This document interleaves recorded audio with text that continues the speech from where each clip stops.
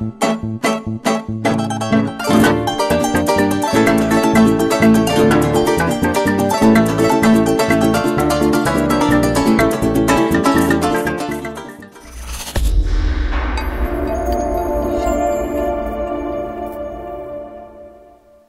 días Venezuela, el sol de Venezuela nace en el Esequibo. Bueno, desde aquí como siempre en esta fórmula perfecta de hacer televisión y radio.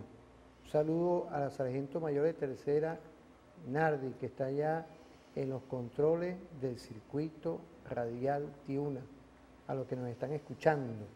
Pero igualmente, desde aquí con nuestra teniente Llanes, ¿no?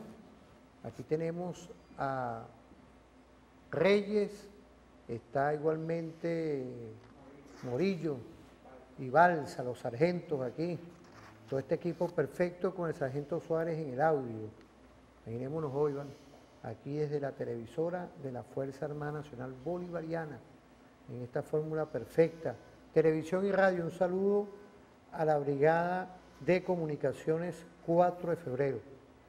Desde aquí, como siempre, en buscar con contenido y con constructos e investigaciones hacer televisión y radio, y del cual es importante hoy, porque estamos cumpliendo en esta semana 25 aniversario, nada más y nada menos, de lo que es esa cooperación bicameral entre la República de Rusia y la República Bolivariana de Venezuela.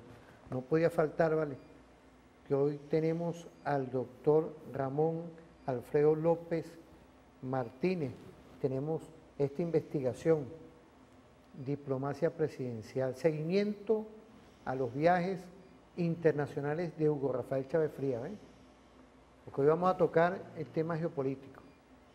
Y hoy no podía faltar desde aquí en nuestro programa que le mandemos un saludo afectuoso de respeto al pueblo de La Guaira, con todo el cariño que siempre me ha dado con ese pueblo, uno como guaireño más también.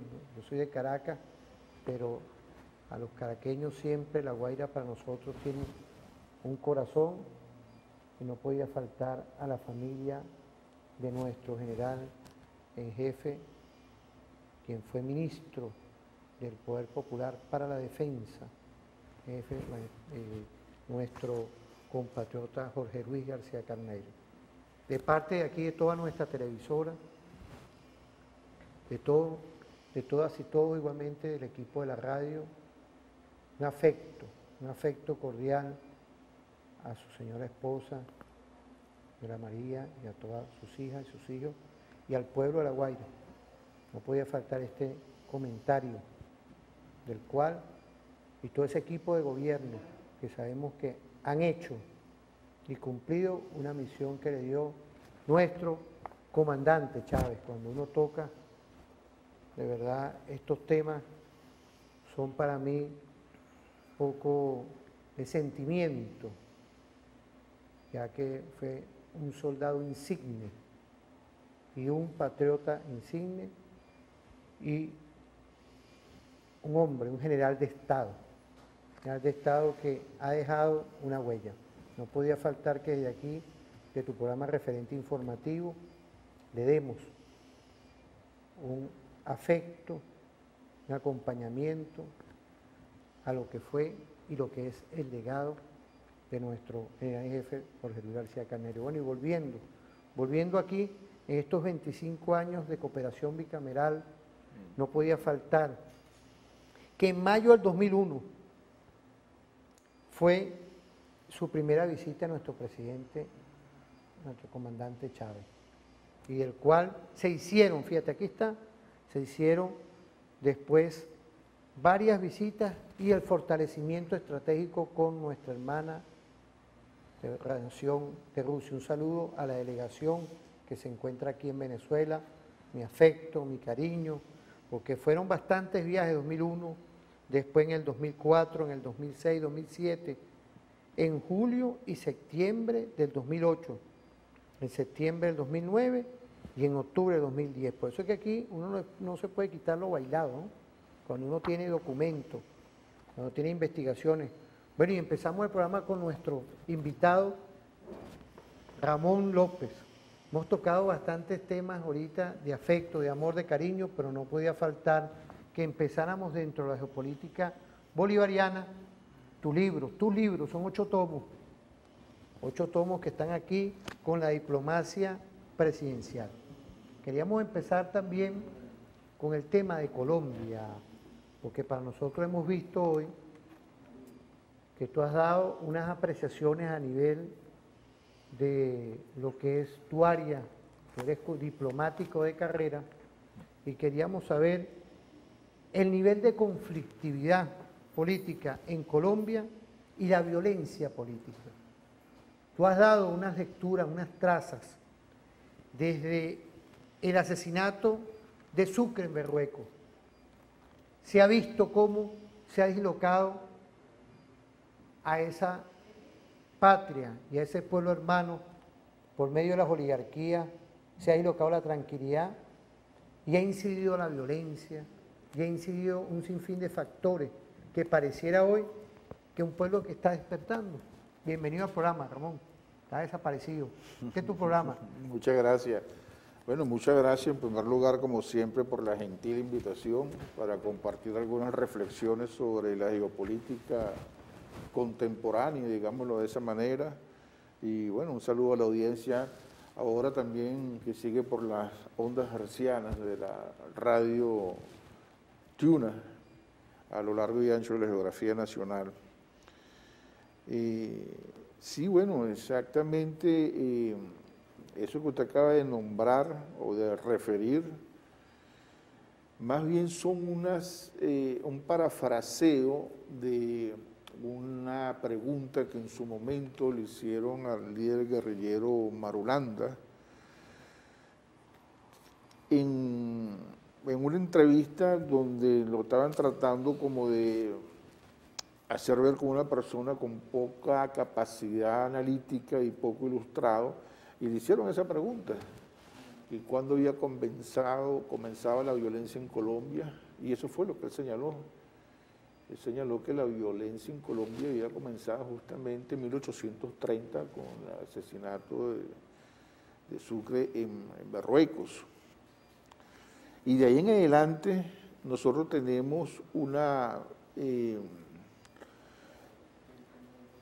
visión de una conflictividad secular en la política criolla colombiana que se ha traducido desafortunadamente, en magnicidios, masacres, secuestros, diferentes tipos de delitos de la misma naturaleza, más bien. Tenemos que recordar, por ejemplo, en el 48 el Bogotazo y todo lo que eso trajo como consecuencia. Tenemos que recordar además que producto de esa secular característica de violencia en la política criolla colombiana, se ha venido conformando una suerte de ciclo que se está repitiendo, porque a mediados de la década de los 80, con los acuerdos de paz que se alcanzaron con el entonces presidente Belisario Betancur, justamente con la guerrilla de la FARC, se da un proceso similar al que se está viviendo ahora con los acuerdos de paz del 2016, en el sentido de que se incorporan a la vida política activa en la sociedad colombiana, en su momento a través de la llamada Unión Patriótica. Y hay que recordar qué pasó con ese, digamos, experimento político-social que lo que buscaba era alcanzar la paz y el fin de la hostilidad y la conflictividad y la violencia en la Colombia de mediados de los 80. Para tratar de hacer un resumen, porque las cifras realmente, dependiendo de la fuente, varían mucho, yo creo que decir una cifra de 4.000 personas entre asesinados, secuestrados, es una cifra bastante cercana a la realidad. Es decir, de la Unión Patriótica, cuando ellos se incorporan a la lucha política en la Colombia de mediados de los 80, les asesinaron 2 candidatos presidenciales, les asesinaron alcaldes en ejercicio, concejales en ejercicio, diputados, senadores, diferentes líderes políticos de distintos niveles, al punto que eso fue, digamos, un experimento fallido y trajo como consecuencia nuevamente que se reabriera el ciclo de violencia. Pasan los años, llegamos al 2016, después de muchos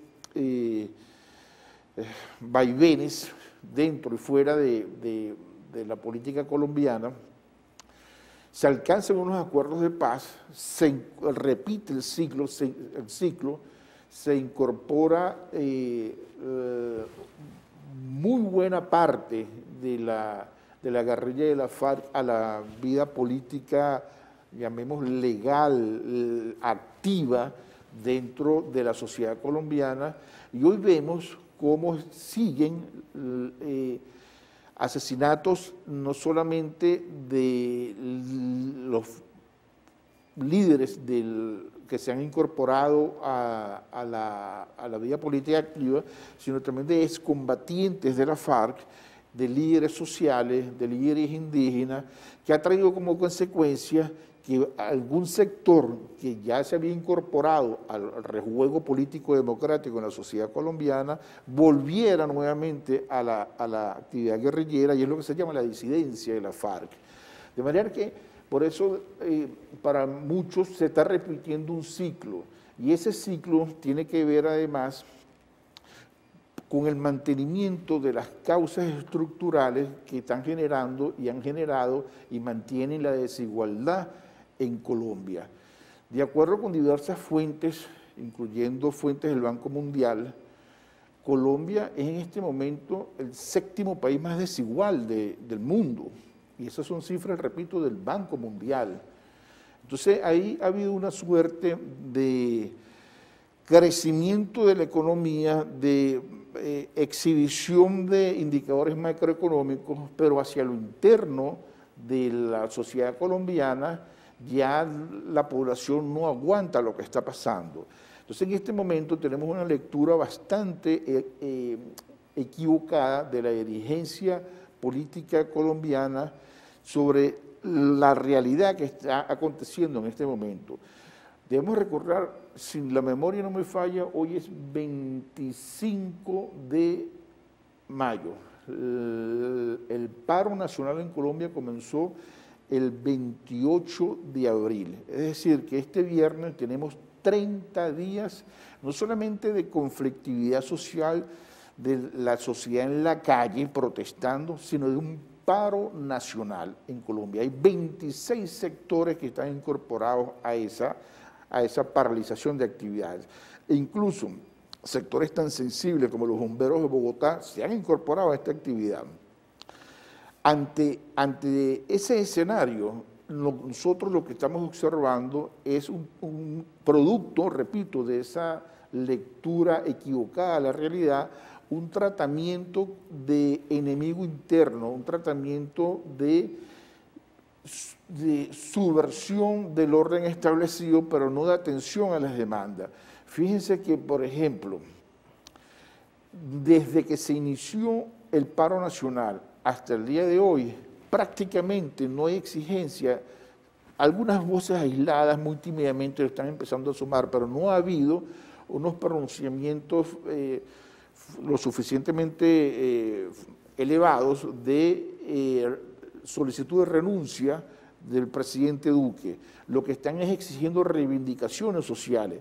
Ya lograron detener, al menos momentáneamente, la reforma tributaria, pero es que ahí está en ciernes una reforma de salud que lo que pretende es terminar de privatizar todo lo que queda del sector público de salud en Colombia.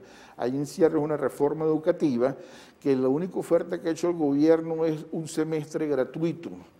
Eso, por supuesto, fue rechazado por los manifestantes. Y ahí en ciernes una reforma laboral y pensional que también empobrece más y dificulta más las condiciones de vida de la sociedad colombiana.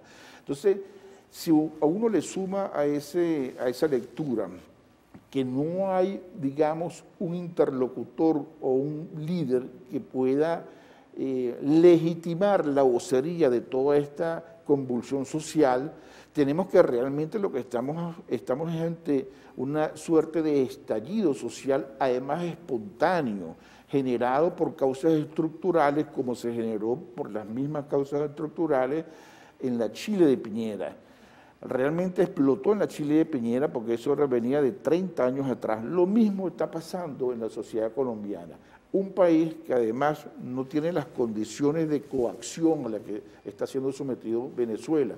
Un país que no se le criminaliza su comercio exterior de bienes y servicios, un país que no se le han incautado sus activos en el exterior, un país que como Venezuela sus reservas internacionales no han sido tampoco incautadas, un país que no está siendo sometido al acoso permanente de intereses extranjeros para exacerbar una situación que derive en una insurgencia contra el gobierno establecido, como lo están haciendo en Venezuela. Entonces, la lectura que tiene la dirigencia política colombiana es una lectura que obedece precisamente a su secular tradición del ejercicio de la política criolla colombiana, y ahí es donde viene la referencia que la violencia en Colombia se inició en 1830 con el asesinato del gran mariscal de Ayacucho. Eso es un poco para tratar de resumir y contextualizar, porque hay muchas, digamos, consideraciones que se pudieran agregar. Por ejemplo, en el tema de los acuerdos de paz hay demasiados hechos incumplidos. Se dice que lo que quieren también es boicotear los acuerdos de paz. Una de las consecuencias que trajo la desmovilización de la guerrilla, que además controlaba cerca del 40% del territorio de Colombia, es la concesión de esos territorios otrora ocupados por las fuerzas guerrilleras a empresas transnacionales de la minería. Y hay un levantamiento contra el extractivismo en Colombia y más aún contra las concesiones transnacionales extranjeras de mineras, no solamente por razones ambientales, sino también por razones de la tenencia de la tierra. El tema de la tenencia de la tierra es uno de los temas principales que se ha mantenido en la política colombiana y que trató de ser resuelto o paliado de alguna manera con los acuerdos de paz, y eso se está incumpliendo. Y eso además tiene un efecto en Venezuela, porque en buena parte de la cordillera andina se alimentan de fuentes de agua, algunos ríos que incluso son afluentes del Orinoco, como por ejemplo el Meta, el Arauca. Entonces, la situación es realmente compleja y hay incluso, he llegado a escuchar elementos como este. Si bien no hay una capitalización o legitimación de la vocería, un interlocutor válido, más allá del Comité Nacional del Paro, que agrupa 26 sectores y ellos mismos dicen que no pueden agruparlos a todos ni los representan a todos, si bien eso se mantiene de esa manera, está la figura que, por cierto, la revista Semana en su última edición lo sacó en portada y lo está señalando de ser el autor de esto, de ahí la lectura errada que tienen las autoridades colombianas, de Gustavo Petro. Hay que recordar que en las últimas elecciones en Colombia el señor Duque ganó con unos votos ligeramente superiores a los 10 millones de votos, pero la Colombia humana de Petro sacó más de 8 millones de votos. Entonces, en unas condiciones de una Colombia de hace 3 años completamente diferentes a las actuales. Si esta situación se prolonga de esa manera, aquí se estaría visorando la posibilidad de que el señor Petro pudiera acceder a la presidencia porque va a aglutinar ese descontento. Y ante ese escenario no hay quien descarta una vuelta de tuerca autoritaria incluso han hablado de golpe de Estado militar para evitar la posibilidad de un Petro en la presidencia. Hasta ese escenario hay que pasearse. Y es importante, fíjese, porque dentro de todo esto quiero mandarle un saludo a todas y todos los que nos están viendo ahorita. Mensajes perfectos, mensajes que se concatenan ahorita. Quiero de verdad mandarle saludo a muchos y muchas que están viéndonos y escuchándonos. Y dentro de todo este tema, nosotros, el conflicto colombiano es un conflicto que repercute en nuestra frontera.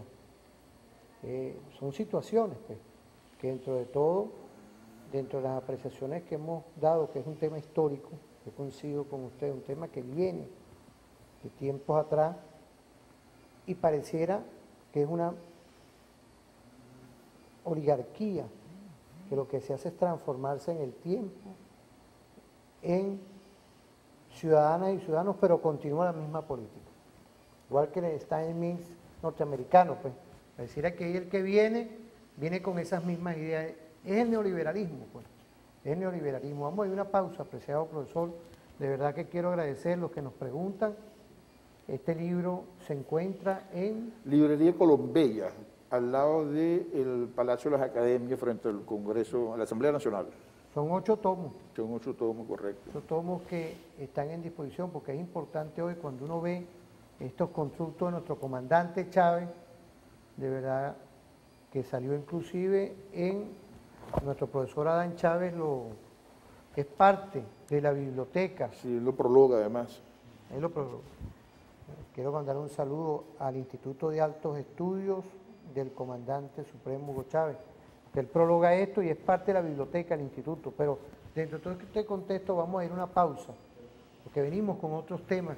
Quiero seguir con el tema de Colombia, porque también es importante ver otras aristas que hay ahí con este conflicto, como también en esta Venezuela multipolar, multicéntrica, esta forma de ver hoy cómo nuestro presidente Nicolás Maduro Moros también ante este enemigo global que es el COVID-19 está dando luces y casualmente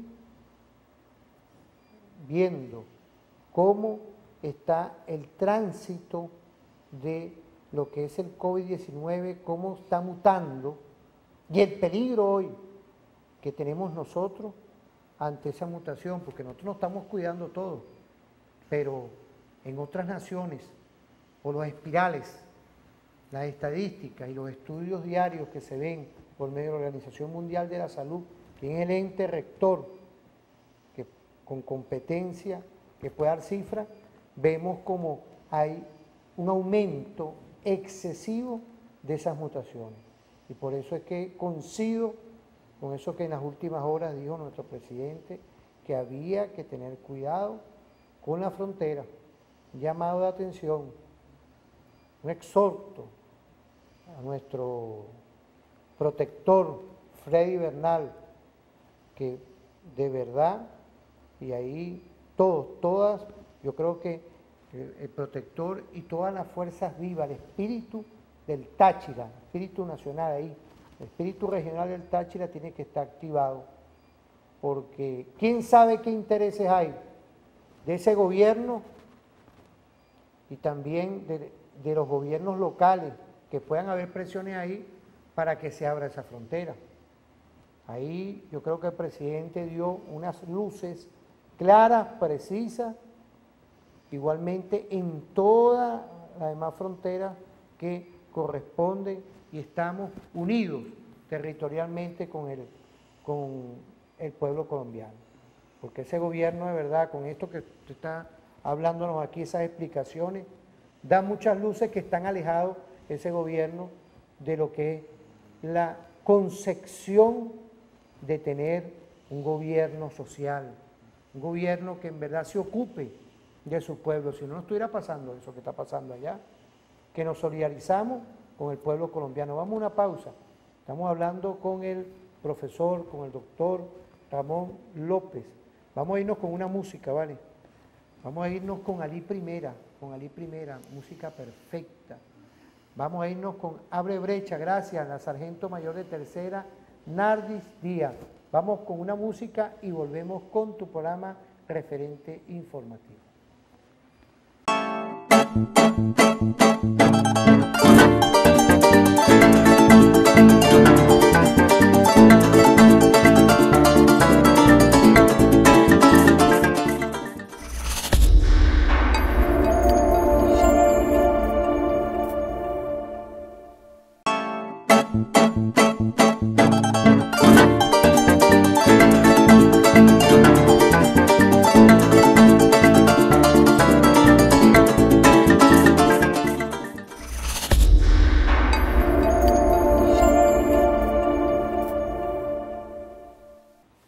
Otra vez, vale, de verdad que quiero agradecer todos los mensajes que nos están llegando desde Aragua, desde Carabobo, pero también ahora saludar al circuito radial Tiuna porque lo que es Táchira, Apure, Barquisimeto, fíjense, me lo sé de memoria ya, Nueva Esparta, están activados. Y aquí en Caracas, en la 101.9 FM, nos escuchan en toda la Gran Caracas. Sí, estamos haciendo televisión y radio en televisión. Y no podía faltar dentro de toda esta fórmula perfecta que le envío un saludo a nuestro coronel Jorge Eliezer Mantilla Mijares, presidente del circuito radial Tiuna de nuestro ejército bolivariano. Saludar igualmente de aquí a nuestro general Suárez Rodríguez, presidente de Telefan, a nuestro coronel Medina Zambrano, vicepresidente de la televisora, e igualmente a nuestro coronel Bencí Guerrero, está que asume la televisora. Son nuestro liderazgo, mi general jefe Daniel Paino López, un saludo a usted, ministro del Poder Popular para la Defensa, igualmente a todo nuestro Estado Mayor Superior, a nuestro almirante en jefe Remigio Ceballos y a todas nuestras redes, SODI y a nuestro equipo perfecto, con nuestro general Suárez Rodríguez, nuestro coronel Mantilla, Jorge Eliezer Mantilla, y todo este equipo que diariamente trabaja en esa forja de hacer hoy televisión y radio en revolución. Son esa fórmula de ir viendo de lo pequeño y lo cotidiano, apreciado profesor Ramón López, los que nos están escuchando ahorita, que no nos ven, quien les habla el profesor Luis Constantini Pineda desde aquí, desde la televisora de la Fuerza Armada Nacional Bolivariana, profesor y docente, que somos yo de nuestra Universidad Militar Bolivariana de Venezuela. Saludar a nuestro Instituto de Altos Estudios de la Seguridad de nuestro Estado-Nación, nuestro general Pérez Villamizar, nuestro director y nuestro vicerrector de investigación. Igualmente a nuestra Academia Militar de la Guardia Nacional Bolivariana, a mis cadetas y mis cadetes del honor, hombres y mujeres del honor. Dentro de todos estos temas, quería volver con algo de las causas estructurales. Oye, voy un poco a Iván Mesaro cuando hablaba del capital, en esos libros perfectos que tenemos dentro de lo que hacemos estudio de investigación permanente y esas apreciaciones dentro de esos temas polimológicos, que es los estudios de la guerra, que se impregnan dentro de lo que hace el neoliberalismo, que va a los temas estructurales de la sociedad. En esas causas podemos decir que son todas esas políticas que muchas veces uno ve como lo que es la educación, la salud, los servicios públicos, un sinfín de cosas que como que ahorita, por todos los mensajes que me llegan desde hace rato, pareciera que el señor Duque está buscando meterle paños calientes a un tema estructural que hay ahí, que es realmente, con lo que usted dijo en todos esos años, se perdió la visión de Bolívar. Vino la visión de las oligarquías colombianas, de Santander para acá, es decir, imponer un Estado neoliberal. ¿Qué lectura tenemos, apreciado profesor? Es exactamente eso. La manifestación, el descontento popular, que nunca había sido de esta magnitud, nunca había sido tan extendido en el tiempo ni tan amplio en los sectores que están formando parte de él, están manifestándose contra el modelo neoliberal. Justamente hay un descontento por la situación socioeconómica a la cual están, yo diría, sometidos bajo estas condiciones. Es una protesta fundamentalmente de carácter social y con lo que son sectores sociales. Aquí no hay un partido político que esté dirigiendo eso, como le dije hace rato, no hay un liderazgo estructurado, una organización estructurada que conduzca el movimiento, son autoconvocados, son movimientos fundamentalmente ciudadanos y vecinales. Entonces, tienen toda la característica de ser un movimiento espontáneo, un estallido social, y eso se produce exclusivamente por condiciones socioeconómicas.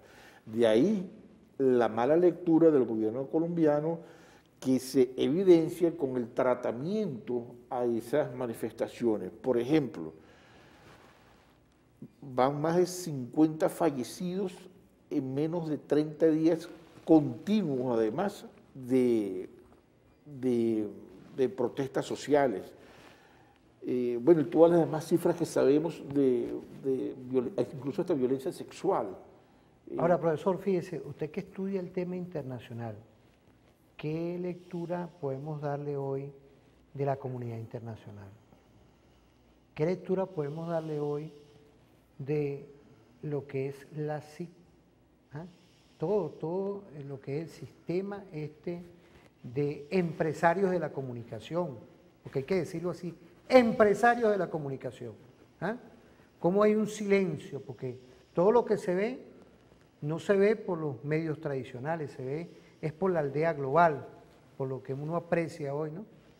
Y de lo que es la comunidad internacional, porque usted está hablando de 50 muertos aproximadamente. Imaginémonos hoy, pareciera que es que las oligarquías y el neoliberalismo no les importa lo que está pasando ahí. Imaginemos lo que pasó en Bolivia, un golpe de Estado que el pueblo tuvo que retomar con un esfuerzo y con una gran cantidad de compatriotas también caídos, cuando sacaron a Evo del poder. Hay hoy como una, digo yo, como una, ¿sabe?, una tranquilidad en cuanto a la comunidad internacional, porque si tienen un injerencismo contra Venezuela, si tienen un injerencismo contra otros países del mundo que están haciendo dentro de sus constituciones, dentro de su modelo constitucional, una vida y una estrategia en favor de sus pueblos, pues. Sí, fíjese. Cuando nosotros estamos hablando de 50 muertos en 27 días, estamos hablando de 50 fallecidos por acción policial, además. O sea que son agentes del Estado. Y eso técnicamente califica como violaciones de los derechos humanos. Y al prolongarse durante 27 días continuos ya es sistemático. En los primeros 10 días del evento, a partir del 28 de abril, yo tuve, digamos, la curiosidad, aun cuando no uso esa red social, de buscar por Google el Twitter de Luis Almagro. Bueno, el señor Almagro en los primeros 10 días no tenía un solo tweet sobre la situación colombiana. Y así empezó a pasar con diferentes instancias internacionales que tienen que ver directamente con la materia de los derechos humanos, hasta que no les quedó otra alternativa que tener que pronunciarse. Ahora, el gobierno de Duque ha sido muy beligerante en contra de Venezuela, especialmente en materia de derechos humanos, al punto que ha llevado la denuncia o la pseudodenuncia a diferentes instancias del sistema de Naciones Unidas y a la propia Asamblea General. Bueno, la Comisión Interamericana de Derechos Humanos ya ha hecho reiterados pedidos al gobierno de Duque para que le permita una visita al sitio, al territorio colombiano, para ellos verificar directamente las denuncias y la situación que se está evidenciando a través de las redes sociales. Hasta el día de hoy, por lo menos hasta anoche, el gobierno colombiano no se ha pronunciado sobre esa solicitud formal de la Convención Interamericana de Derechos Humanos. Entonces, no solamente es la Comisión Interamericana de Derechos Humanos, sino que ahí hay evidentemente un conjunto de situaciones previstas y sancionadas en diferentes instrumentos de promoción, protección y defensa de los derechos humanos, pero también intuito persona. Y ya hay acciones que se están ejerciendo, intuito persona, repito, en la Corte Penal Internacional por propios actores de la sociedad colombiana que están llevando el caso a esa instancia. De manera que pareciera una gran paradoja que lo que pretendió Colombia hacer con el caso de Venezuela, e incluso muy recientemente con el caso de Apure, le está sucediendo precisamente a ellos. Entonces, aquí hay una suerte de paradoja en ese sentido, con el agravante o con la característica que en el caso nuestro fue una jugada de laboratorio, pero en el caso colombiano es producto de la contención de una realidad que ya no aguanta más. Y las manifestaciones van a continuar, ya hay anuncios de mantener nuevas movilizaciones, de mantener nuevas manifestaciones y el mantenimiento del paro nacional. Y recordemos que son 26 sectores solamente agrupados en el Comité Nacional de Paro, y el Comité Nacional de Paro dice que él no puede asumir la representatividad de la totalidad de los manifestantes, evidenciando que hay otras representaciones, otras agrupaciones que no forman parte y no se sienten representadas por el Comité Nacional del Paro.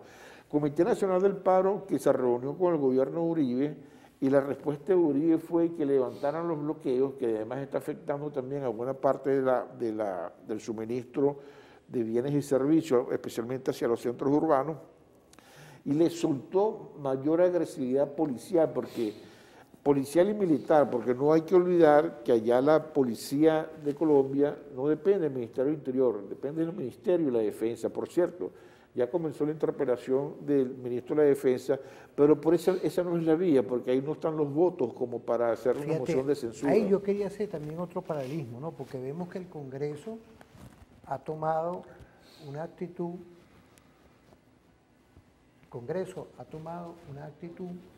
del cual que hoy es una reflexión.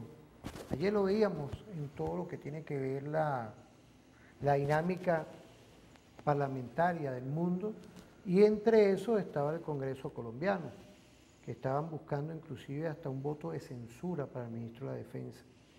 ¿Usted cree que usted, como diplomático de carrera, con esa visión, ese estudio permanente, usted ya estaba tocando unas perlas ahí?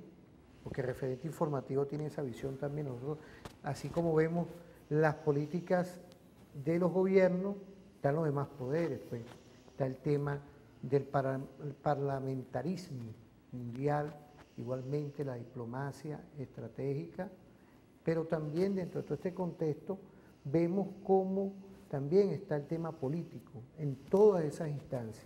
El tema político, lo que tiene que ver la fuerza, el conjunto de lo que son las cosas para que se materialicen, y entre eso está la política, pues, la visión de cuántos pueden ver si esa decisión de un grupo de parlamentarios se puede dar en el voto. No, es que no tienen los votos, realmente no, la correlación de fuerza va a ser simbólico, pues. La correlación de fuerza no da para, el uribismo tiene cooptado toda la institucionalidad del Estado colombiano. No solamente tiene cooptado el Congreso, tiene cooptado la Fiscalía, bueno, de alguna manera se puede decir que tiene cooptado la Fiscalía, la Contraloría, la Defensoría del Pueblo, todas las instancias están bajo el control del uribismo, que por cierto es una de las características de este movimiento. Ha surgido un rechazo explícito hacia el uribismo, porque lo están identificando con la agudización de la conflictividad social. Ahora, profesor, justamente por la imposición del modelo neoliberal. ¿Es casual que algunos ministros hayan tenido que salir del gabinete? No, para nada. El primero que Es la misma presión popular. Pero, por supuesto, el primero que sale es el ministro responsable de la reforma tributaria. Y la segunda que sale es la canciller Blum, pero sale porque se le descubrieron unos manejos, digamos, mediáticos que pretendían hacer un poco lo que acaba de hacer Uribe, pues, una propaganda criminalizando la protesta y dirigida a la comunidad internacional al punto que lo hacen en idioma inglés, ni siquiera lo hacen en su lengua natal. Sí, ya Duque salió ayer con unas declaraciones en inglés. Sí, entonces están tratando de construir una retórica para justificar las acciones y deslegitimar la protesta social. Por eso es que hemos venido diciendo desde el principio que hay una mala lectura de la realidad colombiana por parte de la dirigencia política colombiana. Y esto les va a estallar en la cara. Y por eso es que, como también señalamos, hay algunos analistas que ya están pensando o en la posibilidad de la eliminación física de Petro o incluso en la posibilidad de un golpe de Estado militar en Colombia para evitar justamente que Petro pueda ascender al poder. Usted se ha centrado en recordemos que Petro, o sea, la diferencia entre Duque y Petro fue de alrededor de 2 millones de votos. O sea, 10.300.000 y algo que sacó Duque y más de 8 millones de votos que sacó Petro. Y en una Colombia ya hace 3 años que no tenía estas características. Entonces, ahí Petro pudiera capitalizar ese descontento. Es decir, la política ahí es muy dinámica y puede pasar. Claro, estamos un año. Más el tema geopolítico, yo siento también ahí, quería que usted nos diera esa apreciación, ¿no? Que a nivel internacional pareciera que ellos con esas declaraciones en inglés que él habló, es como mantener ante la comunidad internacional algo que es que no quieren que exista una investigación de afuera de lo que está ocurriendo allá. Eso sí puede resquebrajar aún más esa institucionalidad pública que pueda tener entre la opinión pública ahí. Es decir, si viene la comunidad internacional y empieza a hacer una investigación real de todo lo que ha ocurrido con una objetividad, porque aquí vinieron se les abrió las puertas, aquí no estaba nuestro presidente Nicolás Maduro Moros con tanto titubeo ni nada. Invitó hasta la Bachelet. Claro, se le abrió. Dejó una oficina de la instalada, del Consejo de Derechos Humanos de Naciones Unidas estar trabajando que lo que aquí en el sitio. Bueno, pero que lo que nos están viendo ahorita aquí, porque aquí hay organizaciones internacionales, que vean lo que está ocurriendo allá, que hagan un paralelismo hoy, en este momento. Por eso es que yo soy muy celoso en invitar aquí, tener invitados, y por eso es que le agradezco, porque usted está hilando el tema colombiano primero, que usted es un académico, un diplomático de carrera, y estamos viendo hoy cómo esa oligarquía colombiana esconde, tiene una visión de esconder lo que está ocurriendo allá, pero también a los que si están aquí en Venezuela, las organizaciones internacionales de derechos humanos, vean un poquito, están cerca, traten de ver, porque aquí el trato de nuestro gobierno, de nuestro Estado venezolano, en cuanto a cualquier situación, abrieron las puertas totalmente. Veamos allá, porque yo siento que esas declaraciones en inglés de parte del presidente Duque ayer como que quisiera ir parando lo que le puede venir en los próximos momentos, que es sin duda que hay una comunidad internacional, un pueblo a nivel mundial de que se está dando cuenta de las atrocidades que está haciendo este señor, este gobierno contra el pueblo colombiano. Sí, de hecho ya hay consecuencias, ya hay pronunciamientos de algunas voces aisladas en el Congreso estadounidense sobre la ayuda que por ley le otorgan al gobierno colombiano, porque una de las condiciones, por ley además, es que el respeto a los derechos humanos. Y es evidente que aquí lo que ha habido es una sistemática violación, ahora sí, de los derechos humanos de los colombianos, porque son agentes del ESMAD. Son agentes del ESMAD quienes están siendo señalados y las evidencias están perfectamente gráficas a través de las diferentes redes sociales. O sea, no es casual que mutilaciones oculares hayan ocurrido en las protestas de Chile y ahora ocurren en las protestas colombianas. De manera que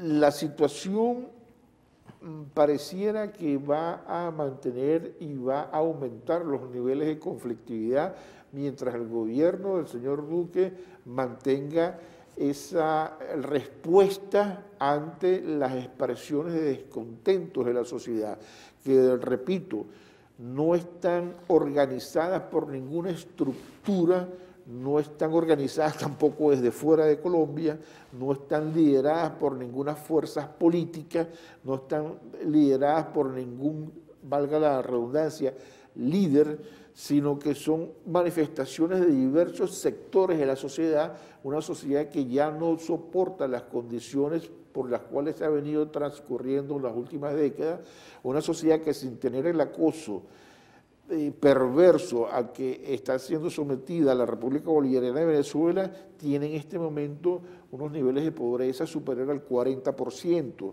Entonces, una sociedad que, como también señalamos al principio, de acuerdo a cifras del Banco Mundial, es la séptima más desigual del planeta, de los 193 estados que hay en el sistema de Naciones Unidas. Entonces, esas son realidades que, acompañadas de elementos como narcotráfico y violencia, han creado un cóctel de explosividad social que se está manifestando ya este viernes durante 30 días continuos, con un saldo que todos hemos visto por los medios de comunicación de víctimas mortales, mutilados, violaciones sexuales y un larguísimo etcétera, todos enmarcados dentro de una política sistemática de violación de los derechos humanos. Fíjese, profesor, vamos a ir a una pausa. Quiero agradecer de verdad todos los mensajes que nos están llegando, porque dentro de estos enfoques, sin duda, para nosotros tenemos que ver con algo que es importante, que es la tranquilidad de los pueblos. De verdad que cuando uno ve todo esto, uno tiene que darse cuenta lo que ocurre con gobierno, con tilde, que no están concatenados con lo social. Es decir, yo creo que esto es una moraleja a los que nos están viendo ahorita, que nos estamos cuidando con este tema del COVID. Un gobierno que está inspirado en lo que decía el padre Bolívar, las garantías sociales, pero ahí, con ese gobierno, lo que menos, por todo esto que uno ve y se enfoca, lo que menos está viendo ese gobierno es con la concepción bolivariana, con el ideario bolivariano, con la impronta de Bolívar. Por eso es que hoy, cuando uno se refiere a la Colombia, es sin duda solidarizarnos con el pueblo que está allá, con el pueblo que está hoy, como usted lo decía, que tengo de verdad una visión igual que usted, de que está en la calle es el pueblo común, el pueblo que está sufriendo, el pueblo que dice el por qué no tengo derechos, el por qué el gobierno sigue impulsando medidas y en el cual ahí no hay bloqueo, ahí no hay agresiones, ahí el imperio lo tienen a ellos como una tacita de plata. Y más bien hay hasta un presupuesto pues, para ese mal llamado Plan Colombia. Por eso es que hoy hacemos esta reflexión, vamos a irnos a una pausa. Quiero saludar a todas y todos los mensajes que nos están llegando, los que nos están viendo por TVFAN, pero también los que nos escuchan por el circuito radial Tiuna. Después que termine el programa nos escuchamos en Despertando con Tiuna, con el Caricari, que está allá activo. Ya me mandó un mensaje y ahorita en los controles está nuestro sargento mayor de tercera, Nardi Díaz. Vamos a irnos con una música, ¿vale? La patria es el hombre, de Ari Primera. Vamos a una pausa y volvemos con tu programa Referente Informativo.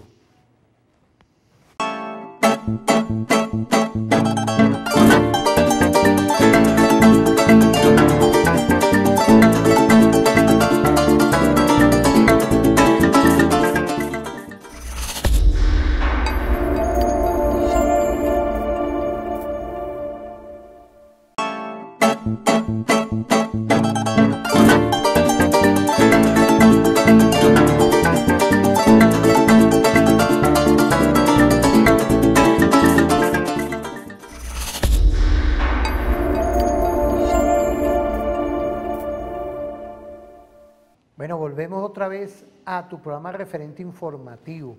Quiero saludar al teniente Lando, que está en el máster, ¿vale? Es programador de guardia y también en el máster. Un saludo a él y a su familia, aquí trabajando.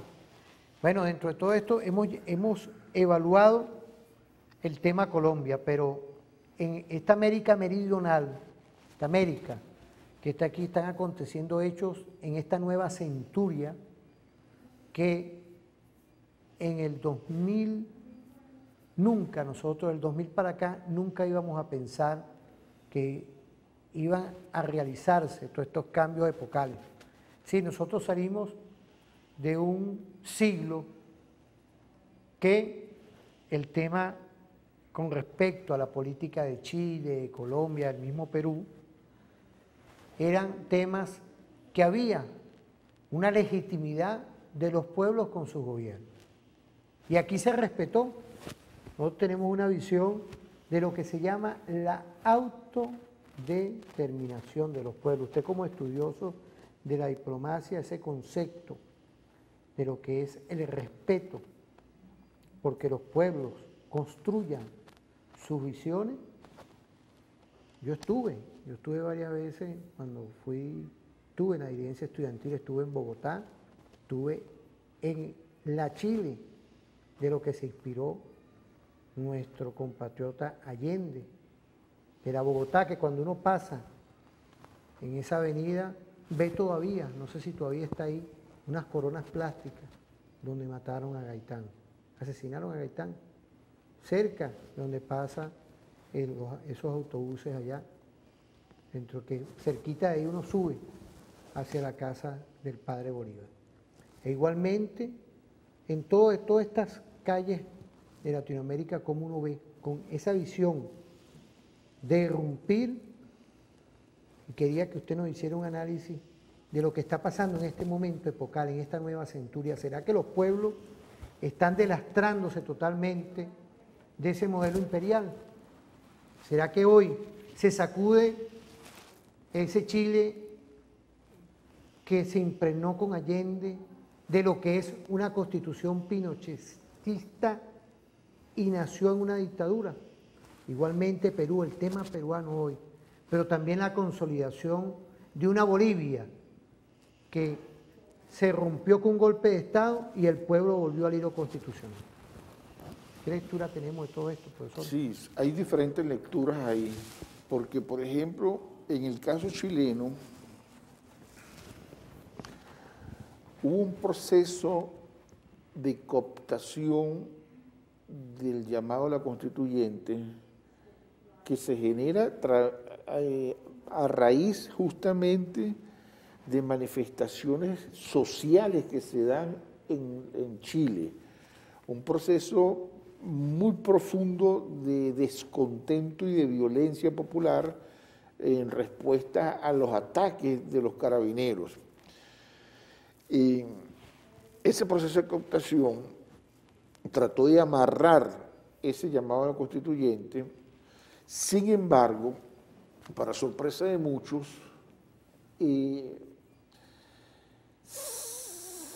sale favorable hacia fundamentalmente la izquierda y los movimientos pero, profesor, independientes. Pero las causas de eso fue también lo mismo.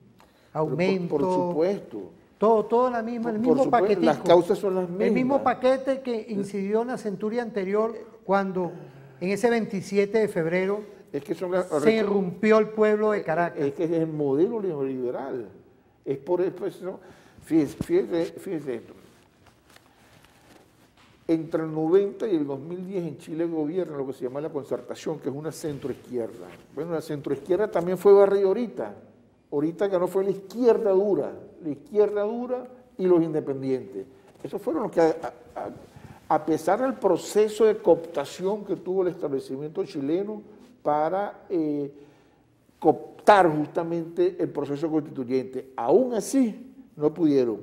Sin embargo, dejaron algunas amarras, porque por ejemplo ya al parecer no van a poder modificar los tratados internacionales. Es decir, que van a seguir amarrados a los tratados de libre comercio. Entonces, por eso digo que hubo un proceso de cooptación que incluso trató de dirigir el proceso constituyente. La Asamblea Constituyente en Chile escogió 155 miembros. Para obtener capacidad de influencia y vetar artículos se necesitaba por lo menos un tercio. Eso es el 51,6, son 52 diputados que necesitan, 52 asambleístas. Bueno, el piñerismo obtuvo 37. 37. La llamada, en su momento, concertación, menos todavía. Creo que fueron 24. Y que los grandes triunfadores es la izquierda dura, el Partido Comunista, además. Bueno, tiene su alcalde ahí en Santiago. Fíjense qué curioso. Una alcaldesa. Por primera vez ellos están escogiendo gobernadores. Los gobernadores todavía seguían siendo electos en el Palacio de la Moneda. Igual, por ejemplo, en Panamá siguen siendo electos en el Palacio de las Garzas. Entonces, esos son los países que forman parte, además, del Grupo de Lima, que le pretenden dar elecciones de democracia. Ahí yo quería llegar, fíjese, pero ahí yo quería llegar. ¿Qué le pasa al Grupo de Lima con todo esto? ¿Verdad? ¿Ah? Le parece que le llegaron las brisitas bolivarianas, porque... Pero fíjese, ¿será que ellos se ocuparon de entrometerse en las políticas de varios gobiernos? Pues nada más no fue con Venezuela, el tema Bolivia, el tema Cuba y otros más por ahí. Es decir, hoy cuando uno ve toda esta agrupación de presidentes no de los pueblos, veo hoy que en vez de hacer la alta política en favor de sus pueblos, estaban dedicados con el imperio norteamericano, con el Estados Unidos norteamericano, de incidir para seguir ellos manteniendo toda una estructura del cual las grandes corporaciones, que en sí son las que quieren manejar al mundo y en especialmente a la América, porque México se está liberando. Por ahí está el Obrador todavía incidiendo de que no quieren el injerencismo de la embajada norteamericana ahí. Eso se está viendo ahorita todo cómo la América en esta nueva centuria, vemos hoy en este siglo XXI, como que ha despertado. Porque imaginémonos hoy lo que se ha pasado aquí en todo esto, injerencismo, golpes de Estado, bueno, injerencias con todos los organismos multilaterales, lo que es la fulana OEA. ¿Dónde está la OEA hoy pronunciándose por el tema de Colombia? ¿Dónde está la OEA hoy? Amigas, amigos que nos están viendo ahorita en la República Bolivariana de Venezuela. ¿Por qué la Venezuela bolivariana, nuestro gobierno, incidió en salirnos de esa estructura? Esos son temas que hoy hacen una lectura. 50 muertos allá. ¿Dónde está la OEA? ¿Dónde está el señor Almagro? Son cosas que hoy dan mucha reflexión.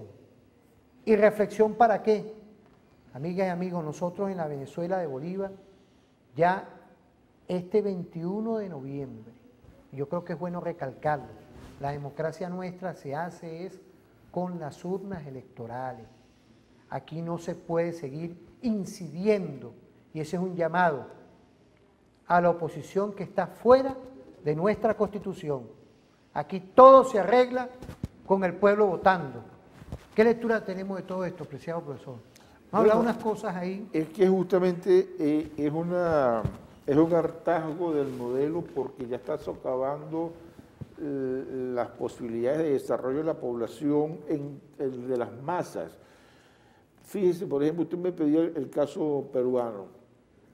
Desde el 2016, que accede a la presidencia Pedro Pablo Kuczynski, al día de hoy, o sea, en 5 años, Perú ha tenido 5 presidentes. 5 presidentes. Porque tuvo a Pedro Pablo Kuczynski, tuvo un interinato fugaz de Mercedes Araoz, tuvo a Merino, tuvo a Sagasti y me falta uno. Pero fueron 5 presidentes que tuvieron desde 2016 hasta que, por supuesto, Martín Vizcarra. Martín Vizcarra, que todos, con la excepción de este último, han salido por cuestionamientos de corrupción.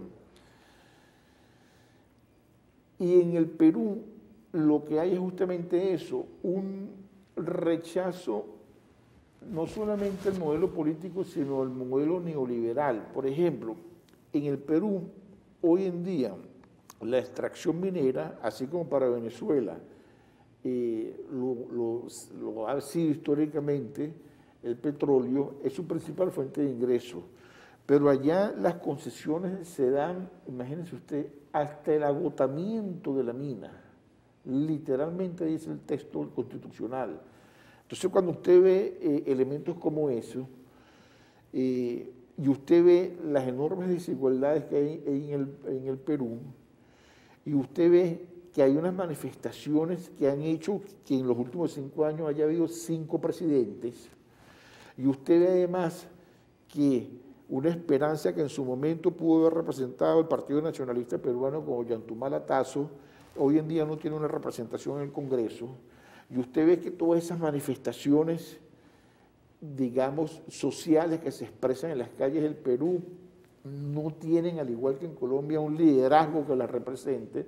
Surge una figura como Pedro del Castillo, que es una figura, digamos, no mediáticamente expuesta, más bien de un liderazgo, si se quiere, local, contra una figura del establishment peruano que además está cuestionada y tiene un proceso abierto por corrupción, que es la señora Keiko Fujimori, y usted ve unas situaciones como, por ejemplo, al señor Mario Vargas Llosa, que en su momento compitió con Alberto Fujimori, hoy procesado por corrupción, apoyando a Keiko Fujimori para que no llegue la izquierda a gobernar en el Perú. Entonces, el señor del Castillo, Pedro Castillo,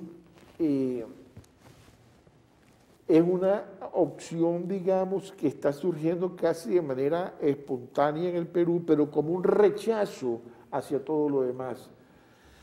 En las últimas elecciones, en la primera vuelta, había casi una veintena de candidatos aspirando a pasar a segunda vuelta, y se creó una gran dicotomía entre la extrema derecha, representada por la señora Keiko Fujimori, y este sector de la izquierda, y todo lo demás en medio de un Congreso absolutamente atomizado. Entonces, la situación en estos países, desde mi punto de vista, está respondiendo a las realidades de la sociedad, a las realidades políticas y económicas a las cuales han sido sometidos en las últimas décadas producto de la implantación de los modelos neoliberales. Pero es que más evidente no puede estar. Está pasando en Colombia, pasó en Chile, está pasando en Perú, pasó en Ecuador. Lo que pasa en Ecuador sí cooptaron el proceso. Lo terminaron de cooptar con Yacuperi y dividió la Revolución Ciudadana y dividió a las fuerzas políticas, digamos, progresistas, del correísmo, y bueno, se logra posicionar nuevamente un banquero en la presidencia, que por cierto asumió ayer.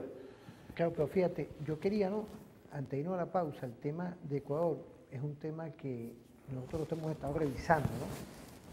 Y ahí se incorporaron varias cosas, pues el tema de la psiqui, el tema de lo que es hoy, fíjense, la guerra mediática incorporada. Por eso es que a veces que la gente no entiende por qué las cosas pasan y se quedan viendo es a un teléfono, a un televisor o escuchando una radio, y ven cómo se dinamita totalmente, se fragmenta la conciencia de entender lo que está pasando. El tema de Ecuador es una visión que, a mi criterio, cuando se despierte ese pueblo, no se da cuenta del daño que han hecho ya las transnacionales mundiales, del avance que había hecho el presidente Correa. Yo creo que ahí van a ser uno de los saltos.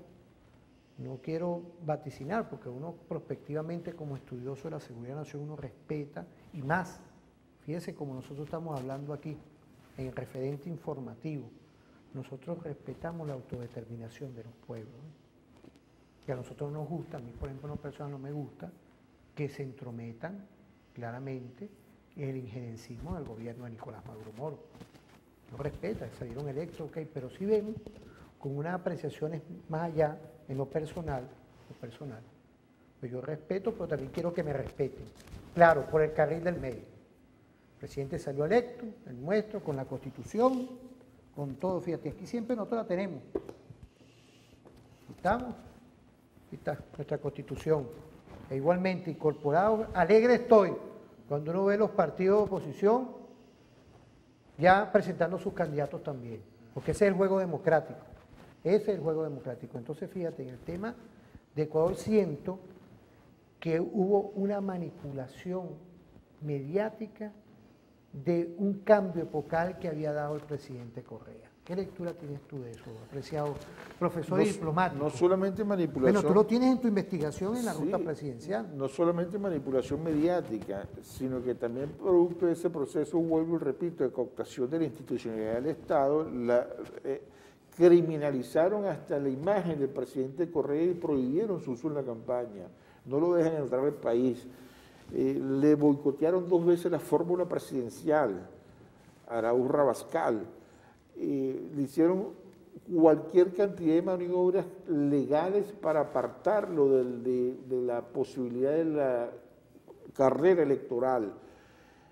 Y eso acompañado de juicios, de acusaciones y de señalamientos que iban mucho más allá de lo mediático. Ya era un tema estrictamente judicial que perjudicó en gran medida la posibilidad de acceder al sólido presidencial.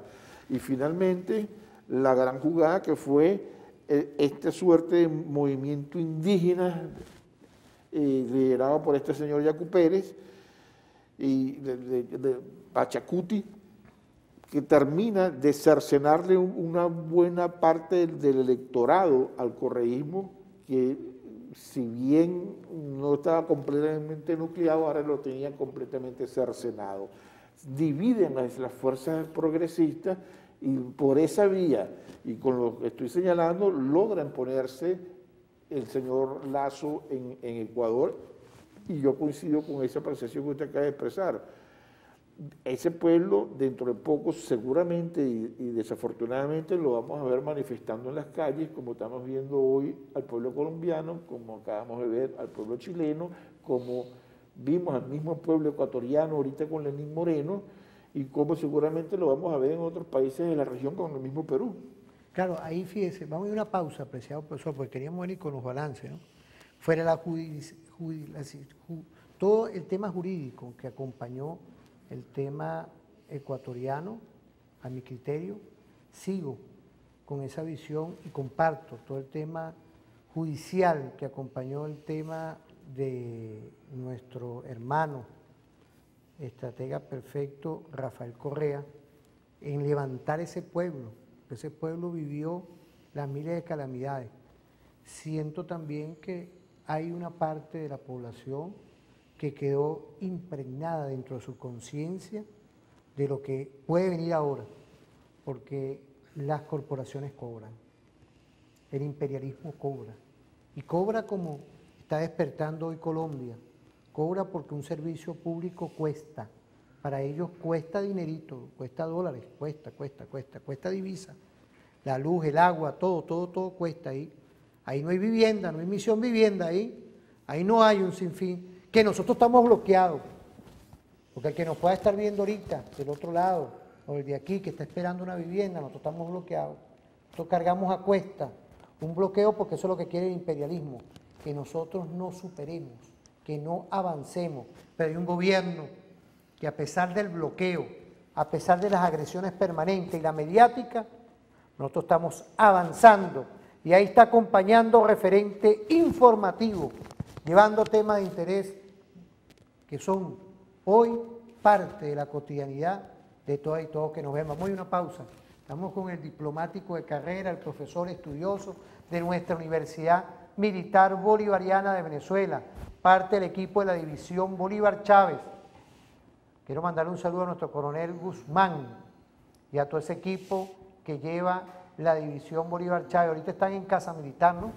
Están ahí con unos sargentos, están dando unas conferencias. Quiero saludar a todo ese equipo. Nosotros estamos aquí en batalla, estamos en batalla como siempre. Vamos a ir a una pausa, nos vamos a ir con Mamá Pancha, ¿vale? Estamos hoy en Circuito Radial Tiuna con Ali Primera, ¿vale? Un saludo a nuestra sargento mayor de tercera Nardi. Mire, mi coronel Mantilla, Jorge Eliezer Mantilla, estamos hoy con Ali Primera, del Ejército Bolivariano. Domingo, el mayor general, mire, tiene un coronel estratégico en Circuito Radial Tiuna, igualmente aquí con nuestro general Suárez Rodríguez y nuestro coronel Medina Zambrano, y está nuestro coronel Bencí Guerrero, que viene por ahí, está activo y acompañando esta visión de la geopolítica bolivariana. Vamos a una pausa y volvemos con tu programa referente informativo.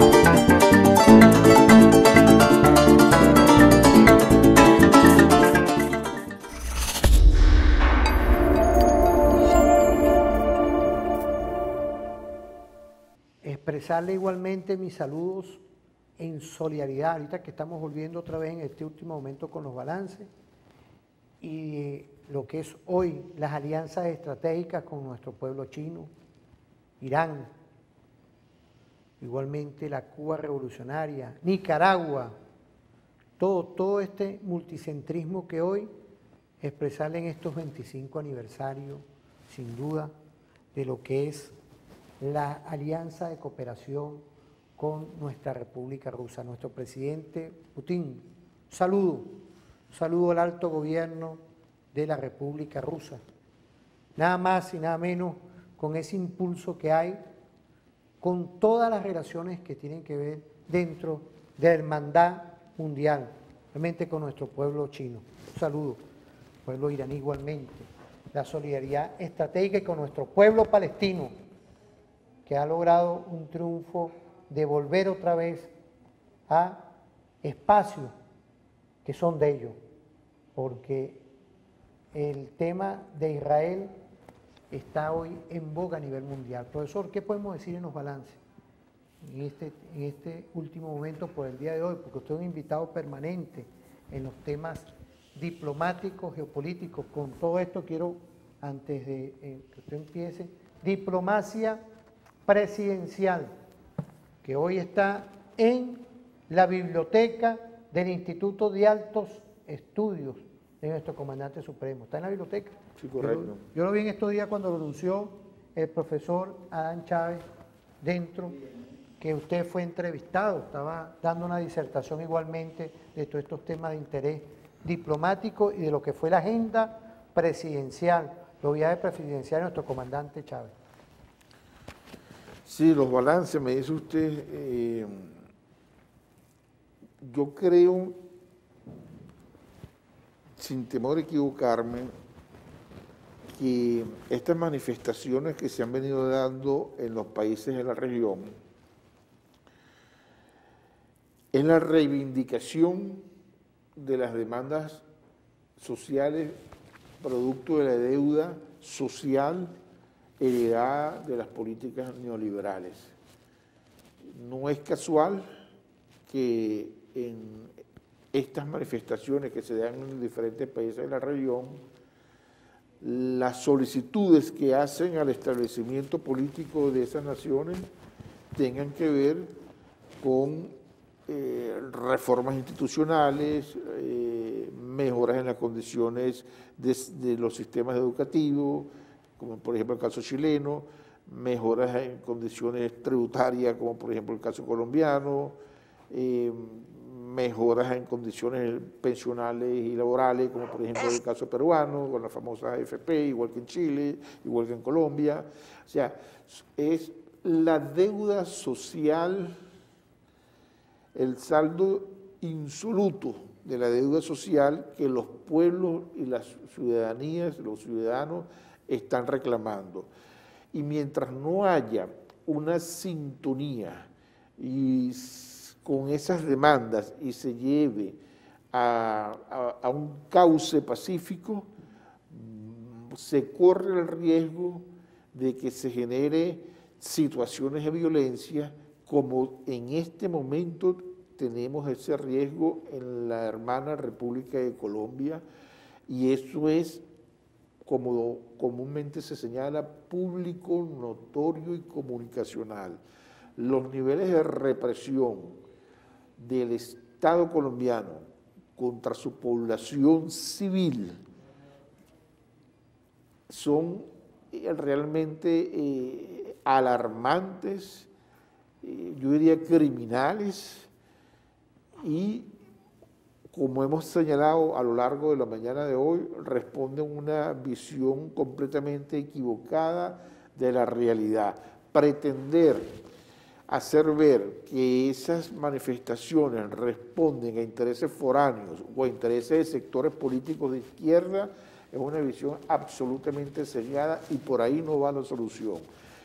El tema está en atender las demandas que ellos están planteando, que se refiere a reformas institucionales, reformas en el sistema de salud, reformas en el sistema educacional, reformas en el sistema laboral y reformas en el sistema pensional. Eso por citar el caso colombiano. Pero lo mismo se repite en todas estas naciones. De manera que en esta América convulsa, nosotros en la República Bolivariana de Venezuela, donde han pretendido crearnos las condiciones para que se generen estallidos similares a lo que se están produciendo en estas otras naciones, gozamos de una estabilidad que bien quisiera en este momento tener la sociedad colombiana, la sociedad peruana o la sociedad chilena, e incluso otras que no hemos nombrado, como por ejemplo el propio Estado brasileño. De manera que eso pudiéramos utilizarlo como suerte de balance y conclusiones. Bueno, profesor, por el día de hoy de verdad quiero agradecerle todo este compartir, toda esta visión.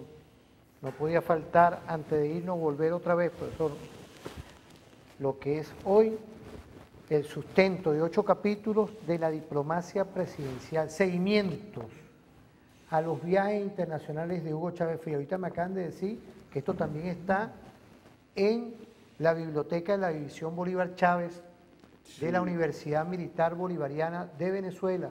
Ya lo tenemos. En página web también está bajo el mismo nombre, en redes sociales. Claro, estamos todos aquí, porque cuando uno conversa todos estos temas, están fundamentados en una investigación que usted hizo. Sí, aquí, entonces, 20 años. 20 años, entonces por eso es que para nosotros es importante, dentro de todos estos temas, que sepamos el soporte, de dónde se saca todo esto. Bueno, pues el día de hoy, de verdad, quiero agradecerle este compartir, esta forma, todos los mensajes que nos han llegado a ver hoy, esta diplomacia estratégica, esta geopolítica bolivariana, y del cual hoy, a pesar de que hay un bloqueo que es coyuntural, hay unas agresiones que es coyuntural, porque el pueblo venezolano, nuestro gobierno, está con nuestro pueblo dando una batalla histórica en esta nueva centuria, que vamos a salir de esto.